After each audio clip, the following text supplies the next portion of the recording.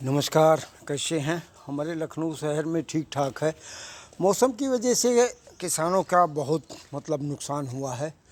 इस समय गेहूं की कटाई चल रही थी, खेतों में पानी भरा, आंधी तूफान आया, फसल गिर गई। और अभी मौसम ठीक हुआ है, कट जाएगा, लेकिन बहुत बुरी हाल है। किसान को पूरा दाम भी नहीं मिलता। जो गवर्नमेंट अपना मिनिमम सपोर्ट प्राइस लगाती है वो भी नहीं मिलता है, क्योंकि मंडियों में ले जाके फिर उसमें भी बिचौलिए लगे रहते हैं। कई दिन तक वो खड़े रहते हैं, ख़रीदारी हो नहीं पाती है। और फिर परेशान होके किसान सोचता है घर पे ही अपना सब कुछ बिक जाए, नगद पैसा तुरंत मिल जाएगा। सरकारी विभाग में ऐसा है कि आप ले जाओगे, बेचोगे, सब करोगे, उसके बाद पता नहीं 8-10 दिन, कितने दिनों के बाद आपके अकाउंट में पैसा आएगा, तो फिर बैंक से निकालने जाओगे। ये सारी असुविधा के कारण आदमी जो है घर पे ही बेच लेता है और नगद पैसा मिल जाता है, अपना काम चलना शुरू हो जाता है। वो कुंटल में लगभग 200-300 रुपये का उसका नुकसान होता है और बिचौलिए इसका ही फ़ायदा उठाते हैं। आप मुश्किल से 20% लोग ही हैं जो मंडियों में ले जाके और अपनी सारी फसल की बिक्री करते हैं। बाकी लगभग 70-80% छोटे से लेके बड़े तक बस इन बिचौलियों से ही काम चला रहे हैं। दूसरे लोग अपना खरीद लेते हैं। और भी बहुत कुछ है देश दुनिया के बारे में सोच रहा हूँ, कुछ सम्मिलित तरीके से बातचीत कर लें। और अभी 8 अप्रैल को मंगल पांडे जी की पुण्यतिथि थी।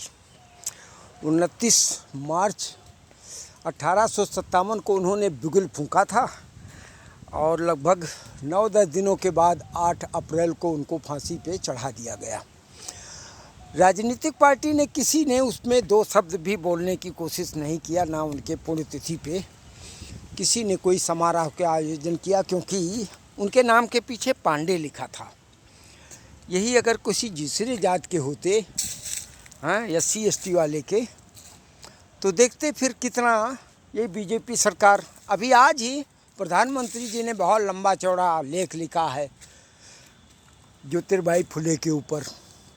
और अभी 14 अप्रैल आ रहा है, देखना पूरे के पूरे नेता काशीराम बनकर और सब पूजा पाठ करेंगे। फिर 19 अप्रैल को परशुराम जयंती है, उसमें देखना हमारे उत्तर प्रदेश में तो उसकी छुट्टी भी नहीं होती है।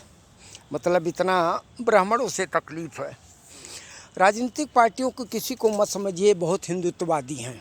जब चुनाव लड़ना होता है तब त्रिकुंड लगाकर, धोती कुर्ता पहनकर काशी विश्वनाथ में और फिर राम मंदिर में जाकर बहुत उपासना करते दिखाई देंगे। यहाँ तक केदारनाथ की गुफा में जाके साधना करेंगे। और जब चुनाव ख़त्म हो जाएगा तब इनको फिर हिंदुओं के जो सनातन के देवी देवता हैं वो याद कम आते हैं। फिर UGC लागू किया जाएगा। हम सवर्ण ही इनको सबसे ज़्यादा बुरे नज़र आएंगे। इलाज तो होगा, जागरूक हो रहे हैं। और घमंड किसी का नहीं चलता, तुम्हारा क्या चलेगा, मिट्टी में तुम भी मिलोगे। और जब तुम हटोगे तभी तो कोई दूसरा आदमी आके कुछ ठीक करेगा। उनकी गलती नहीं है, वो जिस जाति धर्म के हैं और बीच बीच में वक्तव्य देते रहते थे कि तुमने मंदिर में नहीं जाने दिया, तुमने छूने नहीं दिया, तुमने करने नहीं दिया है, तो जब हमें मौका मिलेगा तो हम करके दिखाएंगे। अब सब कुछ उजागर हो रहा है तो वो कर रहे हैं, ठीक ही कर रहे हैं, कोई बात नहीं। आज पाकिस्तान में अमेरिका और ईरान का भी समझौता का कुछ मामला चलेगा, देखो क्या होता है। शायद कुछ मामला ठीक हो जाए तो अच्छी बात है। विश्व पर इसका असर पड़ता है, इसलिए ठीक ही हो जाना ठीक है। बाकी ठीक है, अपना ख्याल रखिए, थोड़ा सा स्वस्थ रहने का कोशिश कीजिए।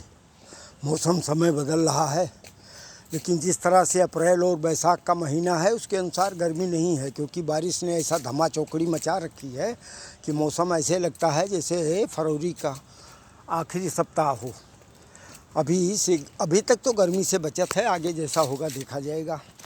अपना ख्याल रखना, खुश रहना, स्वस्थ रहना, परिवार के साथ मिल के रहो, मित्र दोस्तों के साथ संपर्क बनाए रहो जो सकारात्मक बात करते हैं।